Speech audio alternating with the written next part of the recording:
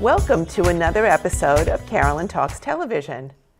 I'm Carolyn Topol, and I'm here with my amazing co-host, Rachel Arnett. Hello.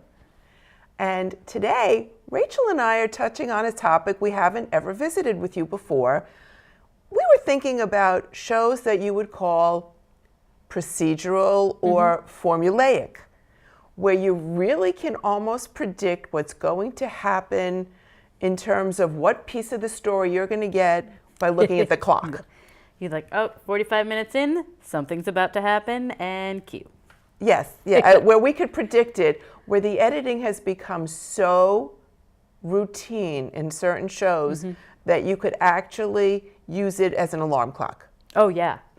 I definitely have before been like, okay, right when they get to the red herring, it's time to go switch my laundry over. Gotta pause it. Stuff like that, where it's very, right. Yeah.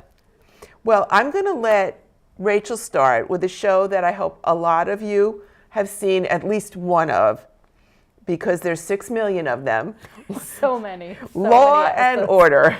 So go, Rachel. There's about 15 Law and Orders now. It feels like it. Yeah. Bum, bum. If you make that noise, everyone knows what you're talking about. That's right. So I love Law and Order. I just do. It's one of those shows I can watch really anytime I turn on USA. Let's be real, it's on. USA FX is one of those. That's right. It's on. Special Victims Unit especially is replayed a lot. They've just perfected their formula. They have. And, you know, Dick Wolf really, as a producer, and all of their directing team has really done a good job of putting this formula together where, you know, you get the exposition, you introduce, then the police officers and detectives come in and they crack wise a couple of times, and then someone brings in the evidence. They get a break in the case, but it's a red herring.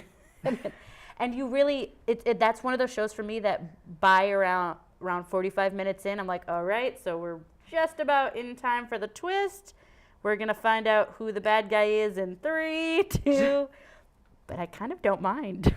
Well, that's the thing. I was noticing, and specifically planning for this show, I was looking at shows from a very critical standpoint of editing and the formula, especially the ones that I thought qualified.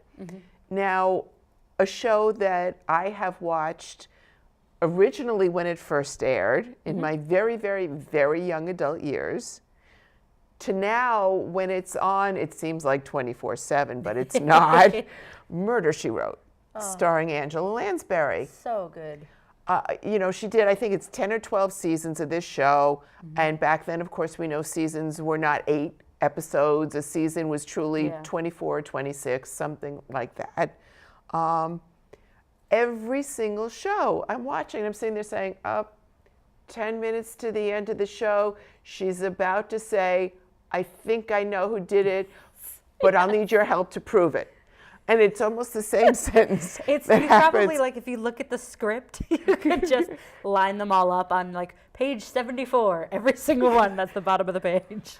And not only that, but I remember my daughter, giving away the family secrets here, once said she liked to play games. I'm not going to tell you the kind of game it is. By the way, she is way over 21, just starting there. Just to clarify. But she would play that game about every time they said the truth. They're going to search for the truth. Please, you have to tell me the truth. And it's said repeatedly throughout the series and throughout almost every episode. I think they finally realized what they were doing, because there's a few shows that they use synonyms. The facts. The honesty. Honesty was another one. Be honest with me. Because remember, you know, it's Angela Lansbury. She's supposed to be a marshmallow. Yeah, she's not going to swear. She's not going to go all Law and Order. No. No Christopher Maloney throwing a chair in the interrogation room. No. Although I would pay to see that. I would. Yeah, she could probably pull it off.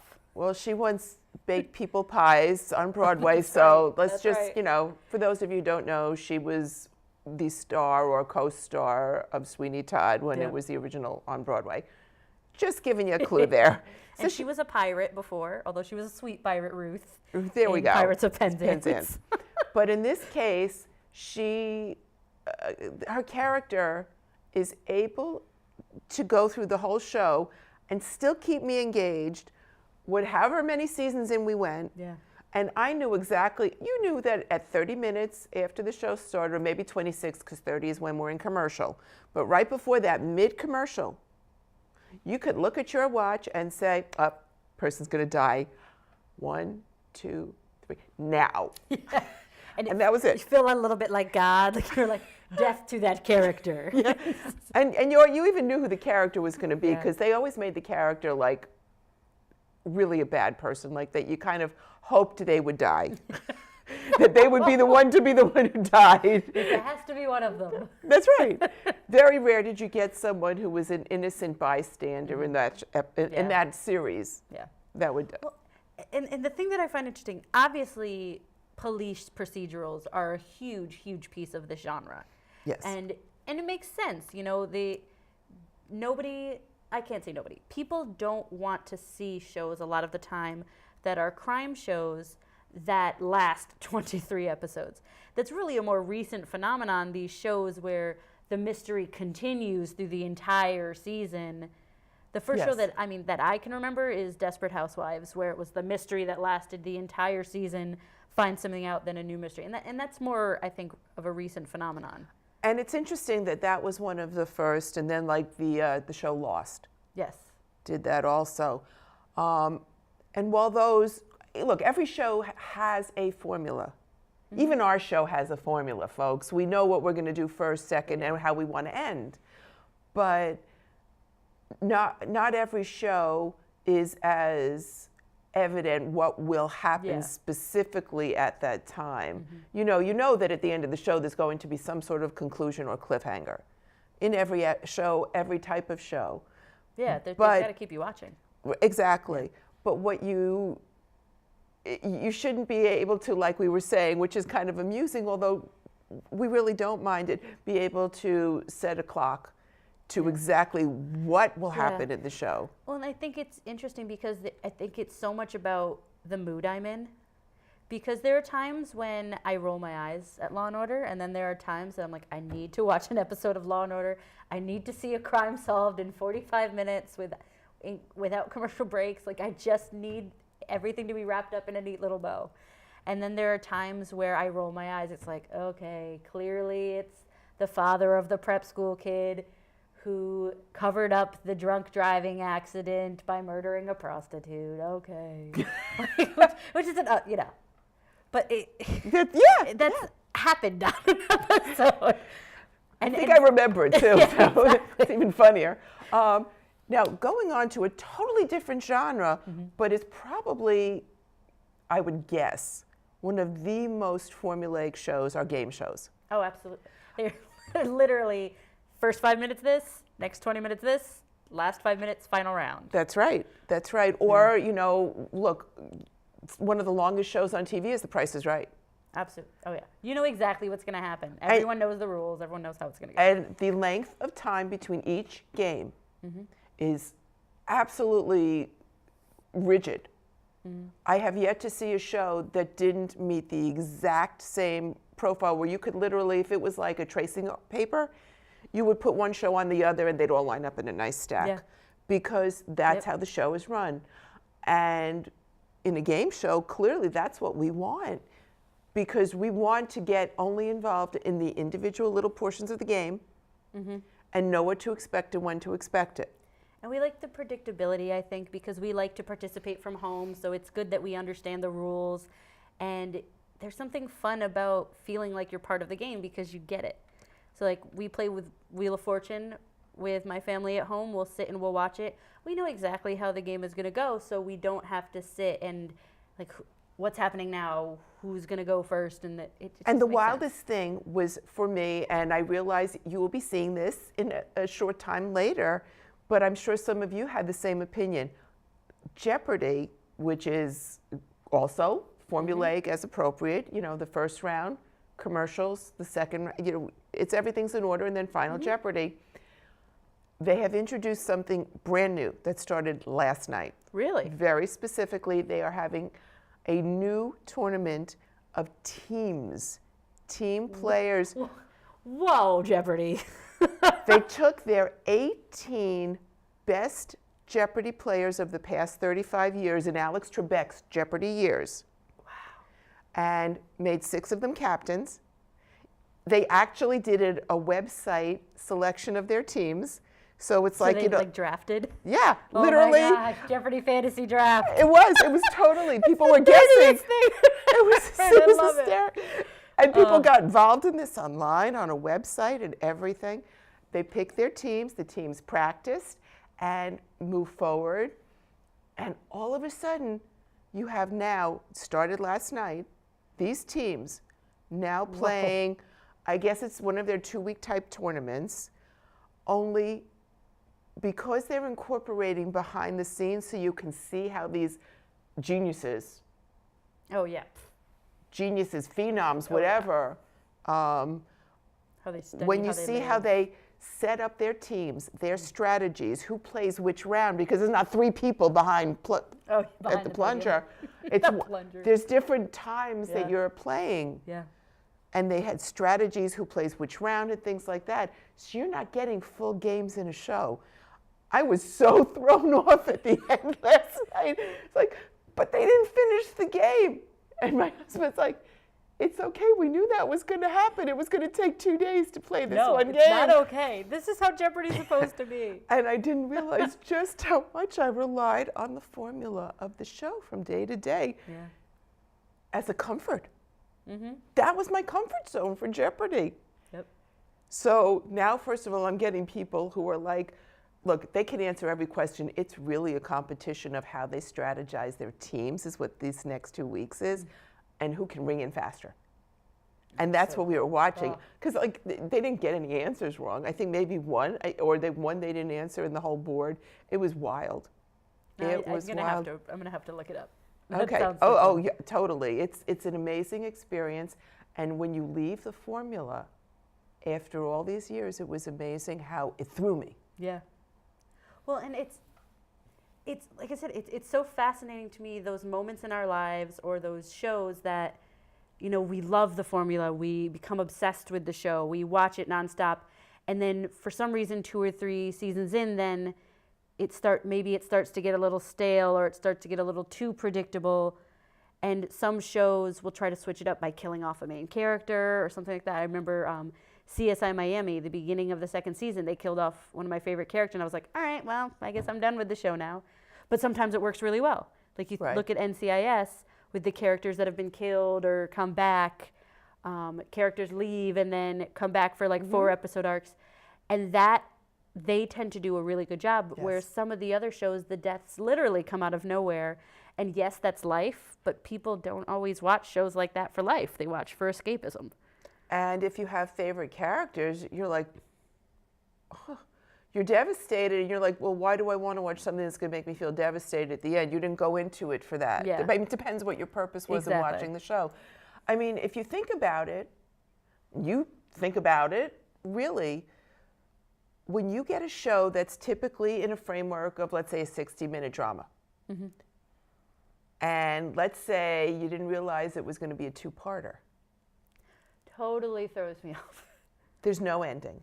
And those could be some of the most formulaic shows will do that randomly, especially mystery shows. And interestingly enough, there are a lot of these shows are the most watched live, where people will watch the show when it airs, as opposed to DVR. So, you know, when you binge watch a show, the solution's simple. Just watch the first 10 minutes of the next episode, then go to bed. Right. But when the show's live, that feeling of like, oh no, what do I do? Right. There's 7 days till I get the answers. Or it's, God forbid, the end of a season, and you have to wait, 7 months. Well, that was always exciting when it was the end of the season and they could end on a cliffhanger.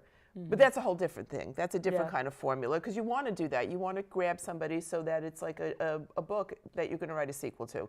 You don't want people to say, I don't need the sequel because I don't care. You want them to say, I can't wait till the sequel comes out. So it's the same feeling in that. another series of shows that you talked about were the Chicago shows. Oh, the Chicago shows. Chicago PD, Chicago Yes. Med, Chicago Fire. Yep. Started with Chicago Fire, and I loved it. And it's funny because there had been previous, I mean, you think about ER, you think about all of these other shows that involved fire rescue, EMTs, and things like that. They existed, but there was none that I really grabbed onto. Something about Chicago Fire, maybe it was the Chicago sensibility of it all, because Chicago's kind of experiencing a thing right now, I would say, with all of it, Shameless and all the other shows too. Yes. It grabbed me. And then they introduced Chicago PD through Chicago Fire, then introduced Chicago Med through Chicago PD. Then there was a short-lived Chicago Justice, or Chicago Law, I think Chicago Justice. And the thing that's great about this universe that they've created is they interact all the time. Yes. Kind of the way that the DC shows on the CW interact now, where at least once or twice a season they have three shows back to back. And there have been some incredible storytelling moments that started on Chicago PD, and then there was a fire involvement, and then it ended with Chicago Med. Right, where everybody has to be treated, and who's going to live and who's going to die. And they've found this group of actors that really work together well on every single show, and you'll see characters from one show up on the other, and it just creates a universe. And I think it's brilliantly done. Well, we've seen crossover programming in the past. Absolutely, yeah. I think that the Chicago shows, maybe because they film in Chicago and it's not a major center of filming, of television filming, so they've created a lives off screen too. So I'm wondering if that had something to do with it, because they're really their inner circle, because that's all they've got. Just a guess. I mean, I even know they use extras from Chicago. I know of people who live in Chicago who are on the show regularly as extras. They've really created the fine art of the extra, but you also, it's interesting, but you also know exactly what's going to happen in every timing segment of the show. Yeah. There's a period of time when A happens, and then B is going to happen, and then C is going to happen. If it's a crossover, we're going to segment into here. If it's not a crossover, this is how we're going to conclude today. And it's that this show, maybe because it's different. So with Law and Order and with some of the police procedurals, you know the end goal is solve the crime. Right. Justice, whatever that may be. With the Chicago Med and Chicago Fire specifically, that, and I mean, obviously save the life and put out the fire. Right. But there are all of these other pieces of the relationships that they build in, that to me is where it's less predictable. Where a character will have a family member pass away, and then they find out there's some involvement that's needed from PD. And it's to me a little bit less predictable in the sense that it's not just every episode is someone starts a fire, 45 minutes of putting out the fire's out. Like there's, you know what I mean? There's there's more to it than I think sometimes the police procedurals. Yes. Where it's a very clear crime, investigation, justice. A couple of other kinds of shows I wanted to talk about today. One was one that I know we've spoken about, but in different ways. And this I know a lot of you watch, which is This Is Us. And yes, there's a lot of fluffy in This Is Us, but it's also intense fluffy, I guess is the best way to put it. Intense fluffy, because it's all about family. And the family clearly loves each other and will bend over backwards for each other. But they do have very serious issues that they're dealing with. So it's family, but with serious issues. However, while I think the editing in This Is Us is brilliant, scenes go from one to the other, from maybe overlapping the storylines if there's a subplot running through a certain episode. The one piece in This Is Us that I find very formulaic, and I actually wait for, is somewhere in the last 5 minutes, something's going to happen that'll make it a hook for me to want to watch the next episode. They have mastered that. I don't know how many of you have heard, but they even gave themselves an end date for this entire series. I believe it's 2 or 3 more seasons maximum, is what they said.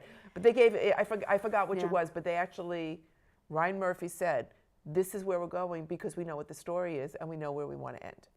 And I think there's something powerful about that. And there's something that, the shows that go on for 17 years, like Law and Order, I'm looking at you.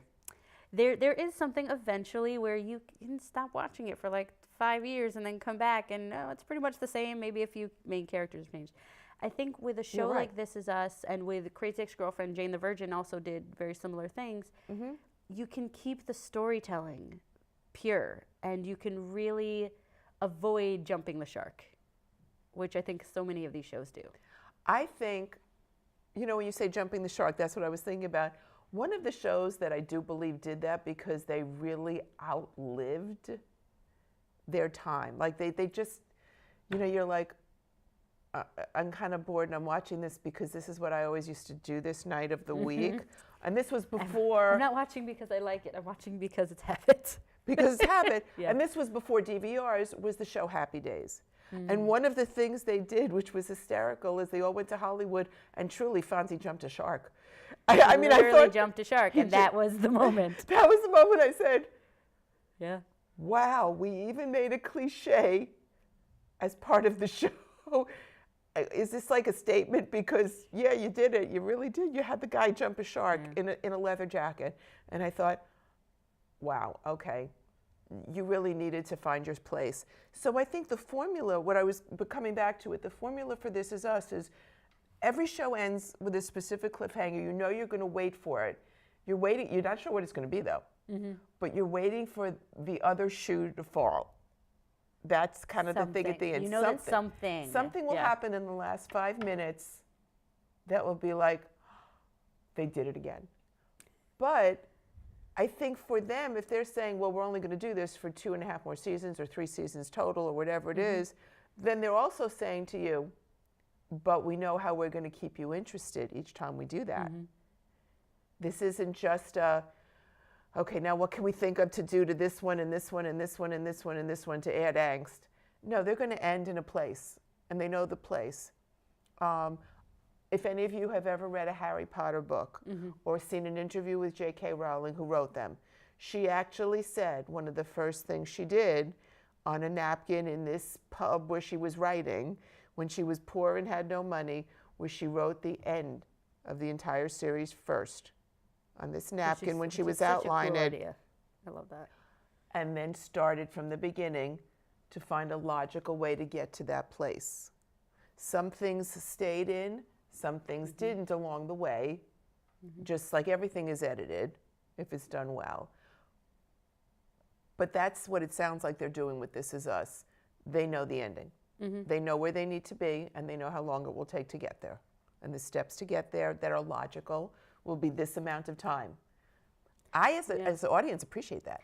Well, you appreciate it and you respect, I think for me, it's when a show becomes art and stays art, because they're respecting what it is we enjoy about the show, and they're not just going to produce 14 more years of it because it makes money for them.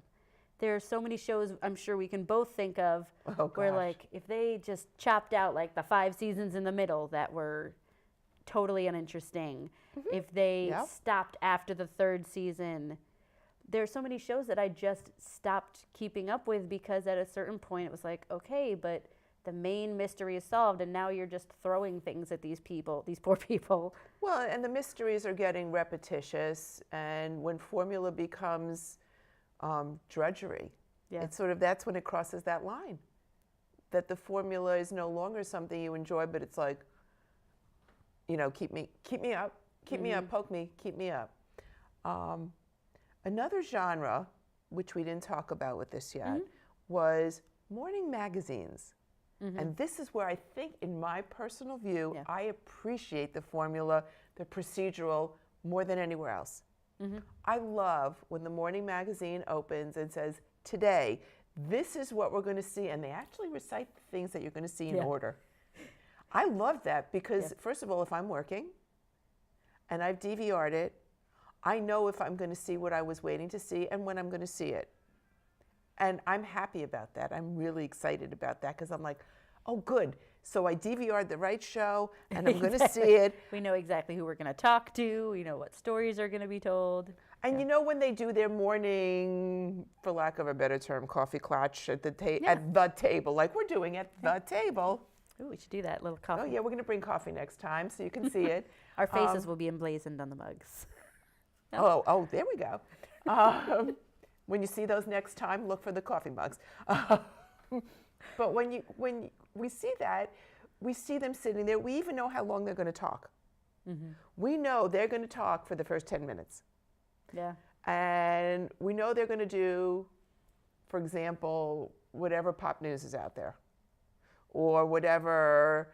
If it's really morning show like Good Morning America or the Today Show or the CBS Morning Show, you know that first 10 minutes is going to be super hard news. Mm-hmm. And then they're going to get to a cute kid segment. They're going to have a celebrity guest to interview. They're going to give you the news about the Oscars, the Emmys, the Grammys, the this, the that, if those are coming up. They'll do the fashion segment. And they even do giveaways now. All three of them are doing giveaways on top of everything else because if they can't get you any other way, they're going to give you discount merchandise. I'll take it. Yeah. I'll take it every time. Hello. But in that respect, I somehow get comforted by that because those shows go on for a long time. Oh, years and years and years and years. They go on for a long time. That's the familiarity that makes you feel comfortable having your coffee with them in the morning. Mm-hmm. And they let you know what to expect from them all the time. It's wonderful. So we get this formula and we really love it in the shows that it works for. Mm-hmm. Some, it becomes the boredom where please stop. Where they cross the line and just can't. You just can't. And then you get things like you find in PBS. Yep. Public broadcasting, I don't know how they do it, but they could make a show, and no matter, I've watched a few this week, knowing what we were doing, specifically looking for the formula and saying, oh, things will get tied up, but, oh wait, they didn't. Mm-hmm. It's not happy ending. Wait, I have to wait for the next episode. And I was really surprised. And it's strange because the procedural really does work with all different types of shows. It does. It works with police, it works with medical, but I also think back to, MacGyver, I guess, is sort of a police type show. I think, even Full House. I knew the last 3 minutes, the soft music was going to come on and Danny was going to be like, girls, I think we've learned today that, love is great, or whatever the lesson was. Like there was always that beautiful little wrap up moment where the soft music came on. And speaking of that beautiful wrap-up moment, oh, that's good music. Yeah. There we go. Bump it up. Drum roll. And procedurally, I will say, thank you again for joining us for Carolyn Talks Television. It was great sitting with you, Rachel, as always. And we will see you next month when we might be talking about one of the fan favorite shows, When Calls the Heart is back. Bye. Bye-bye.